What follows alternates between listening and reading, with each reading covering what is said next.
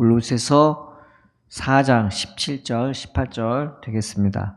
아키뽀에게 이르기를 주 안에서 받은 직분을 삼가 이루라고 하라. 나 바울은 친필로 문안하노니 내가 매인 것을 생각하라. 은혜가 너희에게 있을지어다. 아멘. 오늘 골로새서 마지막입니다. 17절에 아키뽀가 나오죠. 빌레몬서에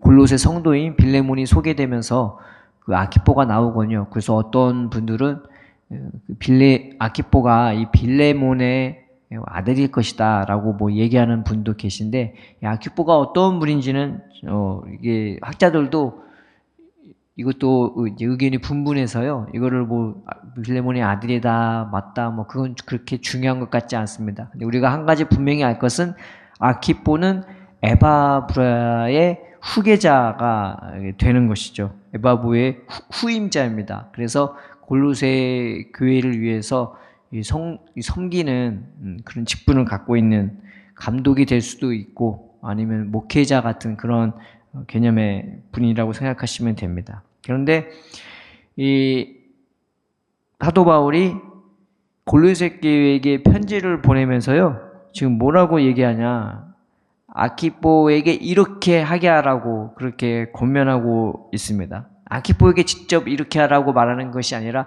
아키뽀에게 너희들이 이렇게 하게 하라라고 말하고 있는 것이죠. 왜 그렇게 했냐, 교회가 능동적으로 주의 일을 맡길 수 있게끔 그렇게 만들어 주는 것입니다. 교회를 세워주는 거예요. 교회의 권위를 세우면서 교회를 세우도록 하는 것이죠. 이렇게 하면은 목회자의 권위가 떨어지는 거 아닙니까? 라고 말하는데, 그게 아니라요, 이제 교회의 관심과 교회에 맡은 직분을 이 목회자가 그거를 이제 주의 깊게 그 무게를 생각하면서 받을 수 있게끔 이제 만들어 주는 거죠. 그래서 아키뽀가 맡은 바 역할에 충실할 수 있도록 만들어주는 것입니다. 말하자면 일을 할 수 있게끔 만들어주는 것입니다. 그래서 교회의 권위도 세워주면서 목회자도 이 교회로부터 받은 사명이죠. 먼저 주님으로부터 받은 사명이기도 하지만 교회로부터 성도들의 인정을 통해 받은 사명이기 때문에 그 받은 사명에 충실하게 이제 해야 되는 게 이제 맞는 거죠. 그러니까 그렇게 할 수 있게 너희가 그 성도 목회자의 권위를 세워주라고 말하고 있는 것입니다. 그래서 아키뽀에게 이르기를 주 안에서 받은 직분을 삼가 이루라고 하라라고 하죠. 이 직분은 사람이 준 것이 아니다, 그렇게 말하고 있는 것입니다. 에바브라가 그 바울에게 가면서 너에게 아키뽀에게 준 직분이 아니라는 거예요. 이 직분은 누가 준 것이냐? 예수님이 준 직분이라는 것입니다. 그렇기에 삼가 이루라고 하라고 권면하고 있죠. 여기서 삼가 이루다는, 삼가는 주의하다, 보다 그런 뜻이 있고, 이루다는 이 플레로인데 넘치다, 가득 차다 이런 뜻이 있는 것입니다. 그래서 삼가 이루다를 풀어서 쉽게 얘기하면은, 주님이 그 직분을 그 하나님의 마음에 차고 넘치게 정말 끝까지 계속 수고하라는 그런 뜻이 되는 것입니다. 그래서 맡을 자에게 구할 것은 충성이라고 고린도전서에 나와 있죠. 그런 것처럼 성도는 목회자에게 충성을 구할 수 있는 것이죠. 이것이 골로새 교회에게 사도 바울이 권면하고 있는 바입니다. 그냥 대충 사역하지 말게 하고, 그냥 대충 말하고 대충 권위만 내세우는 그런 주의종이 아니라, 주님으로부터 그 권위를 받았다면, 또 성도로부터 인정받았다면은 그 주신 직분과 그 인정에 합하게 충실하게, 정말 흡족하게, 하나님 마음에 흡족하게 차고 넘치게 수고하라는 그런 뜻이 있는 것입니다. 그리고 18절에 이제 사도 바울이 이 말을 이제 매듭 지으면서 이렇게 말하고 있죠. 나 바울은 친필로 문안하노니 라고 나와 있죠. 이 친필이라는 말은 문자적으로 자신의 손으로 직접이라는 뜻이 있습니다. 그래서 이 마지막 절은 사도 바울이 직접 손으로 이제 쓴 거죠. 그래서 이 사도 바울은 눈이 안 좋았는지 성경에 보면은 대필한 사람이 나오고, 로마서에는 대필한 사람이 직접 나 누구누구는 이 편지를 대필한 나 누구누구는 이렇게 자기를 소개하기도 하는 겁니다. 그런데 사도 바울이 이 편지를 쓰면서 맨 마지막에 친필로 쓰는 거예요. 왜 친필로 쓰냐? 왜 자신의 손으로 직접 쓰냐? 이제 이것이 본인의 만임을 이제 인정하는, 지금으로 치면 도장과 같기도 하고 사인과 같기도 한 거죠. 책에 보면은 그 저자의 사인이 이게 가끔 있기도 하잖아요. 그래서 이것은 내가 쓴 것이 맞아라고 하는 것처럼 사도 바울이 자신의 쓴 이 골로새 교회를 위해서 쓴 그림을 인정해주는 그런 표가 되기도 하고요. 두 번째는 그만큼 내가 애정을 쏟아서 이 편지를 썼다라고 이게 표해 주는 것이기도 합니다.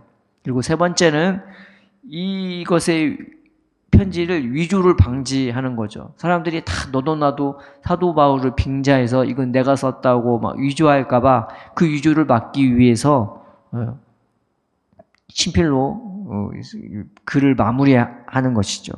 그 당시에는 이 가짜 글들도 떠돌았다고 해요. 그래서 교회를 어지럽게 하거나 말도 안 되는 글을 쓰거나 했었고, 그것을 막기 위해 이제 친필로 이제 글을 쓰는 거죠. 이러와 같은 이 말투가 고린도 전서에도 있고 데살로니가 후서에도 이제 기록이 되어 있습니다. 그 고린도 전서와 데살로니가 후서 거의 맨 마지막 부분에 나 바울은 친필로 문안하노니라는 그런 글들이 있는 것입니다.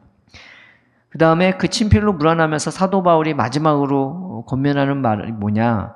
내가 매인 것을 생각하며 은혜를 받으라고, 은혜가 너희에게 있을지어라고 말하고 있죠. 사도 바울이 어디에 지금 있습니까? 감옥에 매여 있잖아요. 그런데 이 감옥에 매인 것은 사람들이 억지로 사도 바울을 감옥에다 집어넣은 것이 아니었어요. 이 사도 바울은 자기가 풀려나고자 한다면 얼마든지 풀려나올 수 있는 상황인데, 그 상황에서 사도 바울이 황제에게 상소를 하죠. 로마인들은 황제에게 상소를 할 수 있는 그런 권리가 있었어요. 그런데 그것을 제출하면서 황제에게 복음을 증거하기 위해서요, 감옥에 가는 것을 선택을 한 것이기도 합니다. 그래서 이 매인 것은 상황적으로 매인 것도 있겠지만 본인이 선택해서 매인 것도 있죠. 그런데 사도 바울이 내가 매인 것을 생각하라고 할 때 정말로 매여 있는 게 뭘까를 또 생각해 볼 수도 있는 거죠. 그게 뭐겠습니까? 다른 것이 사도 바울의 심령을 매이게 한 게 아니라 사도 바울의 안에 있는 그 예수님의 사랑, 예수님이 주신 소망, 예수님의 은혜, 보호, 위로하심, 충만케 하심, 이런 것들이 진짜 사도 바울이 매여 있는 것이 된 거죠.